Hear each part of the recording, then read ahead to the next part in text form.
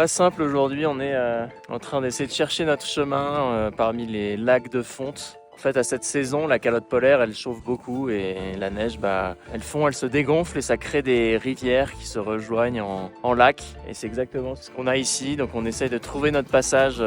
C'est un peu un labyrinthe, quoi. Quand on traverse les rivières, on se met bien en arrière, on met de la puissance dans la voile pour être un peu soulevé du sol. Les traîneaux, eux, ils suivent un peu comme ils peuvent. Hier, on s'est retrouvé avec plein d'eau dedans. Ouais, Edith, t'as vu quoi alors là-bas? Et il y a du courant un peu là où t'étais, là, dans la rivière? Il y a 2 lacs supraglaciaires en fait qui sont connectés par une rivière.